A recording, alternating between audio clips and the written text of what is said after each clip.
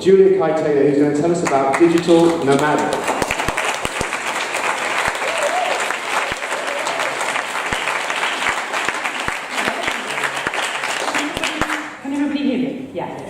Hello, how lovely to be here. This is amazing. Because as Tim said, I have spoken before in Eastbourne, which I really love, and I love this place. I came in and I kept saying, I like this place. It's absolutely gorgeous.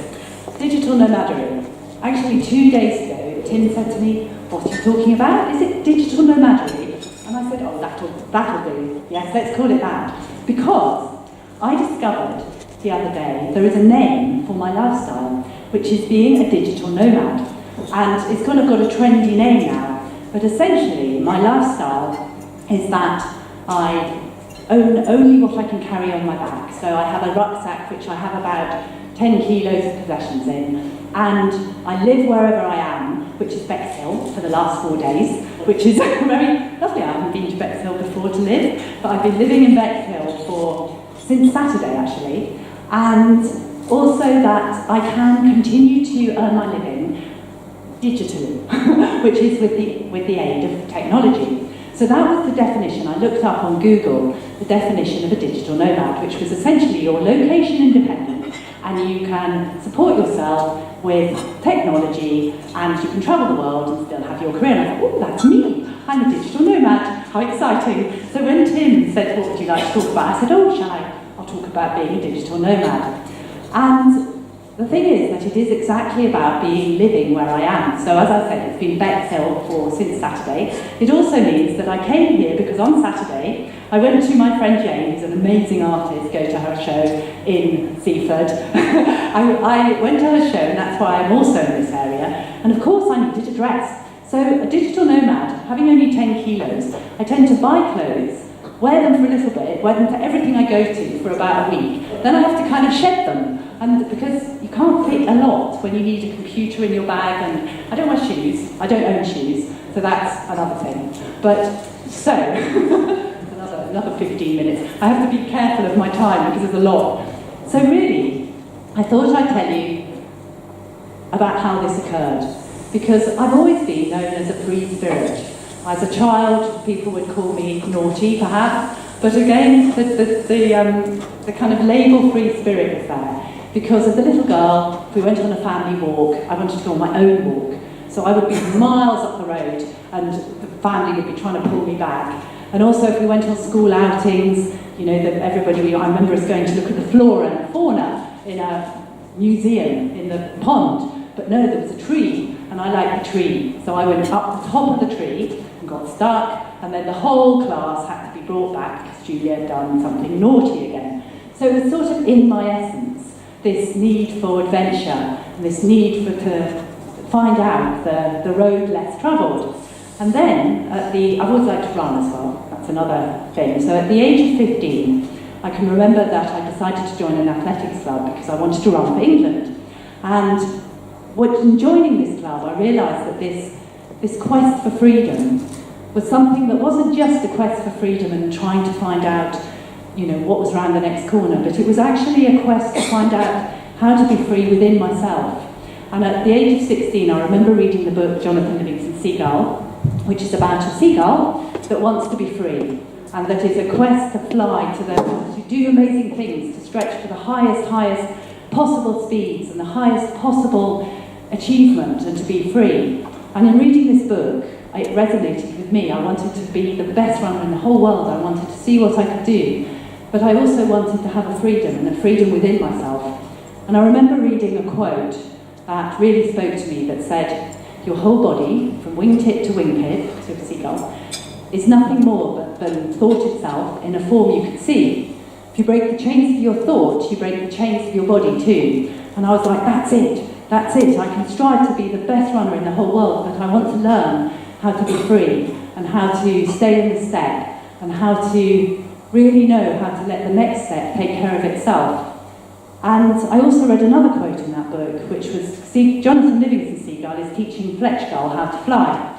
And there's a point where Fletchgull is so delighted because some shift has occurred, and he turns to Jonathan and he says, are you saying that I can fly? And Jonathan says, I'm saying that you're free. And I remember going, right, that's it. So off I set on this quest for freedom, a very long journey, because I'm now 59, and I ran at top level through the 70s, the 80s, the 90s. I ran at international level. But the eternal quest was how to be striving for excellence, striving for the highest level I could possibly achieve, but to be immediately in the step I was in, absolutely present, there, here and now. Which, again, then, at the age of 17, people started to come to me. I was working in health and fitness, but people started to come to me for guidance. So my work for the last 42 years has been in the lives of others, and essentially helping them to find their own road less travelled, how to find their own freedom, how to find their own path. And that's been the essence of my work, which amazingly I do digitally now, being a nomad. So now we fast forward, because I know I've only got 15 minutes and I'm dreadful with this timing. Fast forward to 2012, December the 6th, 2012. I was going up to London on the train to meet Anadi. Anadi's now my husband, but Anadi wasn't my husband then. Anadi had Sounds Orange was the name of his website, and it was an MP3 download site for new age music, for meditation, books, music. He also had a section on his site which was interviewing people about meditation. So he was interested in speaking with me about my running as a meditation on the move, because I'm now 53 years old, lots of life has happened, lots of striving to break the chains of my thought, and therefore break the chains of my body too, and to learn to be present and in the step. So Nadia and I met on the 6th of December 2012, and I was single then, and I was in a very free space, lots more stories about that. But anyway, we became a pair. And during that year, we were on holiday in Santorini in the August. And Zanardi said to me, he is a really true digital nomad, because he has an online business, fabulous online business, iThoughtsAnalysis.com. Do look. And so he works, so we were in Santorini, and he said, oh, can't we travel more? And my immediate thing that came out of my mouth were, what about my work? Because at the time I was living in Eastbourne, and I had a busy practice with people coming to my door to ask for guidance, mentoring, healing, help. And so that was the immediate thought, was what about my work? 2 or 3 days later, we were having dinner in a bar in candlelight, because Santorini Island, all of the lights had gone out because there was a fire in the main generator, so it was all very romantic and lovely. But I said, if we're going to travel more, why do we need to own anything? And Anandi said, I'm not for that. And that was it, we haven't looked back. So that was, from the August to the December, we shared everything we owned. I didn't own a property because I did know at that time that I wasn't somebody who liked particularly owning properties. I've never really wanted to own things. So I just was renting a flat in Eastbourne. And Anandi had to sell his flat. There were some people here who left my flat carrying coffee makers and blenders and books and clothes and television and everything I owned. And lots went to the tin. And to the extent that now, as I say, I carry everything I own in my rucksack. And we left Eastbourne Station exactly a year from when we'd met one another, 6th of December 2013. We set off on our travels. And we've now been nomads for 5 years. It's for me, an absolutely incredible lifestyle, because, again, my quest for freedom, I realised obviously a long time ago, it was an inner quest. It wasn't a quest of heading off. But what's happened is, by finding a freedom within myself and an ability to be present and to be wherever I am, what's happened is the lifestyle's unfolded, and it happened kind of itself. And of course there are many, many stories, because I seem to have had a lot of near-death experiences with Anadi. Because within about 3 weeks of leaving Eastbourne, we were in Costa Rica, and we got caught in a riptide. And we obviously come out of the riptide, here we are. But I really did face death then, because I remember recognising that we may not escape this. We hadn't seen the sign, because we were running on the beach, and there was a sign on the path that said, don't swim. And we weren't swimming, actually, we were jumping in the 7-foot waves, but of course the riptide can get you underneath.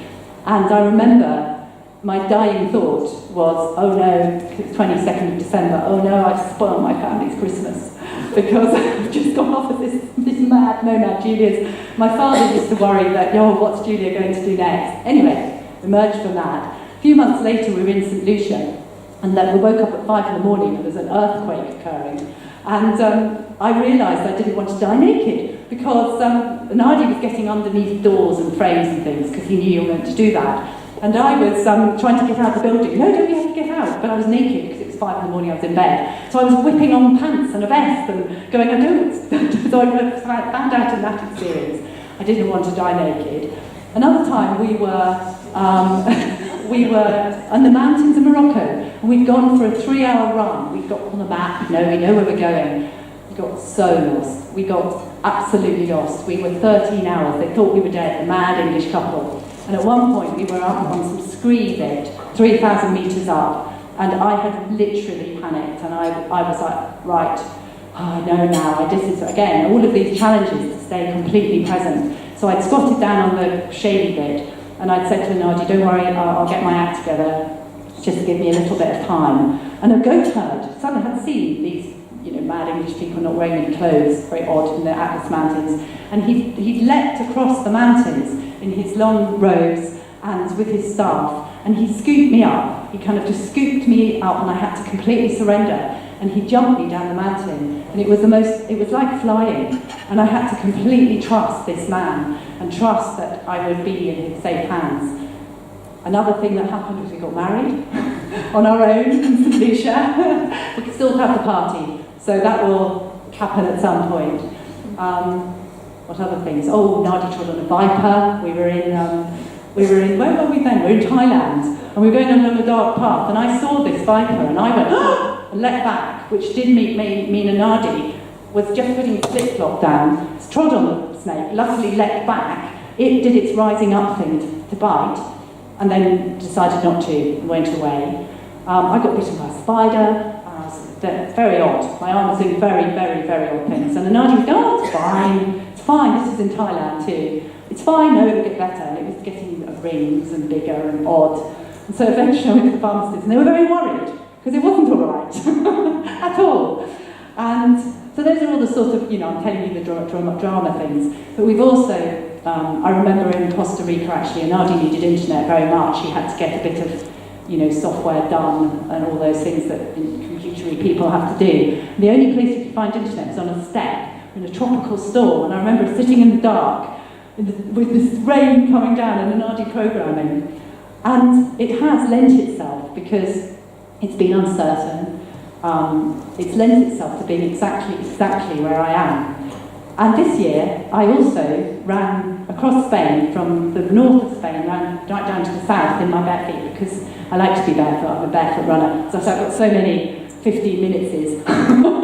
But that was an incredible experience. I ran across Spain. I became quite famosa in Spain, and I was very good. I did lots of entrevistas in the television and the radio in Spanish, which was a huge achievement for me. And I think that the essence of all of this is that actually I've lived my life, and I've gone from the quest for freedom, but unbelievably my work has followed me. So actually the support of the technology is that my clients were like, they adjusted to the fact, oh, where's she now? That I do sessions on Skype. People can't fly out to me all over the world. People have flown out and gone, oh, actually, perhaps we'll do 3-day session instead of 3 hours. And I pop back to the UK, so I come back and obviously do see my clients, see people. But what's been incredible is with the support of the internet, with aeroplanes, that's technology, isn't it? Fly about, that I have still treading my road less travelled, that I'm still living the life, my own quest for freedom, for my own listening to where I need to go, and have been able to do that. And I now am finding that the planet's my home, that I live wherever I am. I'm able to be completely there. I absolutely am loving Bexhill. It's fabulous, beautiful, beautiful, beautiful places to run. I'm loving being here. I love this, my front room tonight, all my guests. And I'm able to be exactly where I am. That my quest for to stay in the step, to really, really be present, to And the running has always been the metaphor, to be able to be exactly where I am, to strive for excellence, but to be absolutely in the step I'm in and to let the next one take care of itself. The running is my metaphor, and my work has followed me. And also, the life I live means that I'm sort of really, in some ways, I'm in the world, but I'm not really of it at a level, because I'm not really in society. And yet, I love people, I work with people, and I'm able to be able to listen to where they truly want to go, because I think in part because I am living a life, for me, freedom from the inside out. And I think that I've managed it in 15 minutes, which is an amazing achievement. So thank you very much.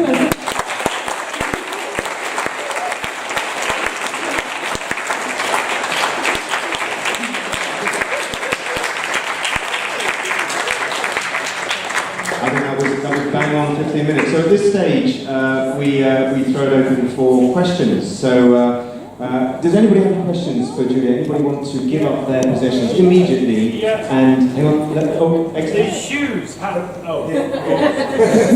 How do you run across Spain with no shoes? Another 15 minutes. Well, I'll do this very quickly. I was born in West Africa, and I was a naked child and a barefoot child. And then I came back to the UK, and I always ran around in my bare feet. Always. I started being a runner when I was 6, and I knew that was what I wanted to do. And when I was running at 15, when I joined the athletics club, I was a barefoot runner. There was an grass athletics club track, so I did all my training barefoot. Through the 80s, we all ran in the lightest shoes imaginable, so I was a marathon runner. So I am a natural 4-foot striker. I don't know if you know what that means, but I land on my 4-foot, so it lends itself to the barefoot action. And then, about 10 years ago, I read the book Born to Run by Chris McDougall, which is about the tribe of Tarahumaras who are barefoot. And I thought, I'd want to go back. And I was a very light shoes runner anyway. And I interviewed him, because I used to do podcasts and interview people. And I interviewed Chris McDougall himself, and it inspired me back. So I've been barefoot running now, properly barefoot for 2 years. And during that time, for some reason I decided I wanted to run across Spain. But I'm very, my body lends itself to it. Well, actually, in the audience tonight, I know we have someone who, we had a fabulous talk in January, I'm looking around, by a group of naturists who they shed more than their shoes there, Julia, so I think... Well, that could be next. Any more questions for Julia? Yes?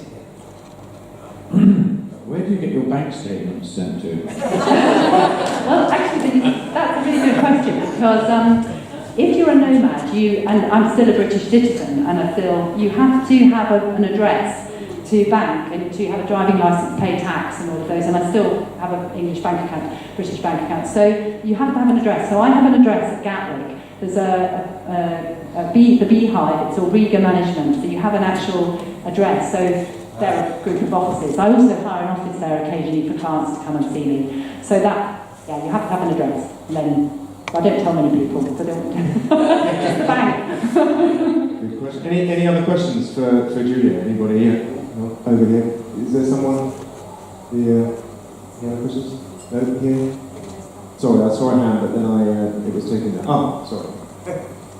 Do you have any children? No, I don't. Sorry. Is that not part of your journey? No, I wanted children. I'm 59, obviously, so they're not going to pop out now. But but I did want children, but they didn't appear. But I think my nurturing and my mothering energy has gone into my work with my clients. But from the perspective of from the perspective of nomadic life, there are people living a nomadic life with children. But no, that was something I wanted. But my journey was to free myself from any grief of that, any loss, and have my nurturing and mothering energy in another direction. And loads of godchildren and nieces and nephews and all of that. Well, I'm that sort of aunt that I seem to get children sent to me at the age of about 16 to 18 when the parents are going, I don't know what to do with this child. So Auntie Julia looks after them. Now they're all barefoot and running across. Yeah, of course. Yes, question. Do you see yourself doing this indefinitely? I do. I do. I don't. You see, I never know. As I said, because it's been a kind of inner journey, and it's been more that this is an expression of my inner journey. then of course I don't know, and I'm only 59, who knows? But I have always led, as I said, a kind of unconventional life really. And so at the moment I love it, and Nadia and I both love it, so I don't know, I might be back in a few years saying how nice it was to buy a house again. Any other questions for Julia? Anybody inspired to give up all of their possessions or transfer their house? I'm happy to take anything you want to transfer. I just wondered where you actually find accommodation. Is it through surfing or? It varies. I mean, of course, I'm learning Spanish, so I have a Spanish teacher in the Alpenparas, and then she has a friend, and I rent an apartment from her friend, and then I have some other friends in the Alpenparas. Then my supervisor from my therapy work, she has a house in Spain, and then of course you meet people, and I also stay in hotels too. Sometimes, like now, we're staying at Kino Beach for however many days, and it just unfolds as it happens. So it varies really. And in winter in Spain, you can stay in hotels for 30 euros a night. So there's a lot of trust. There's a lot of trust involved in the process there. Yes, there is. There is a trust of that that I can deal with anything. There's a trust. I mean, my responsibility is I work in people's lives, so it's very important that I'm at ease, centred, at the same, a bit available, because I work in people's, lots of problems in people's lives. So there's a trust, because obviously my own life sometimes, planes arrive late and things happen, but there is a degree of absolutely knowing that, I know that especially as in the last 5 years we've had all sorts of things occur, and including things, something went wrong in Nadia's business, which has now righted itself, but we've dealt with all sorts of things, and there is an element of knowing that it's challenged me, because in my work with people I teach people to be able to clear all of the tension or the pain or the things that stop us from being present and stop us being available to one another. And so the lifestyle has challenged me to do my own work and trust myself. Any last questions for Julia before we take a break? I'm looking for any hands. Oh yeah, just one last question. I'm really cheated this way. Not what I learned from Bavard. Yeah, hi. As a runner myself, I just want to know, I run to compete. Do you stop competing, or do you just run for freedom? No, I'm still competing. I'm very high age grade ranking. I ran to international level to 93, and then I worked a lot through the 90s in the corporate world in London, and I did less running.